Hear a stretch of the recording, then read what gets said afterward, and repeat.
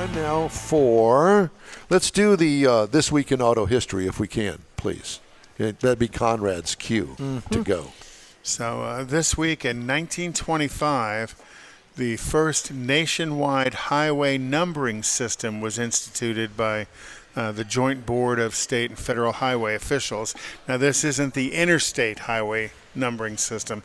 Remember, all the little black and white signs with the shapes. And I imagine quite a bit of this is the collectability that it's here that Otto is searching.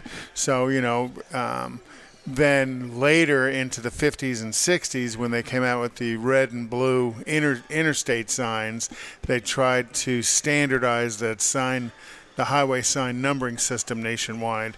In 1932, the last Ford Model A was produced. I like that. Ending an era for the Ford Model Company.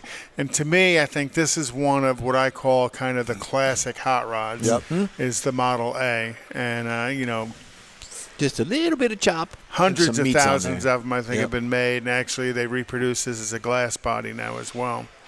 In 1941, the first Ford GP, general purpose vehicle, rolled off the assembly line in Dearborn, Michigan. And those were called GPs, which eventually evolved into Jeep.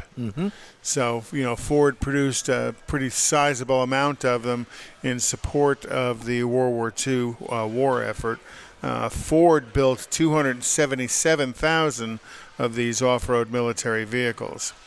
In 1947, Ferrari drove the first 125S vehicle out of the factory gates. So this was the first Ferrari. Kind of doesn't make you think of today's Ferraris as wow looking as they are. But you got to think back then, that was a pretty wow looking car. It's fat. Yeah. It's fat because back in the day. PHAT. Well, no, but I mean the body is fat. It doesn't have all the swoops and and that sculpted look that. And you got to remember, this was built in the era when Jaguar was building the D types and stuff, and the Austin Healey's and stuff. And it's got bug-eye headlights on that too. Back in the late 40s. In 1949, the first automatic street light system turned themselves on at dark. Was installed in New Milford, Connecticut. So, these were, now today we don't think much of streetlights places, and they're all, photo censored.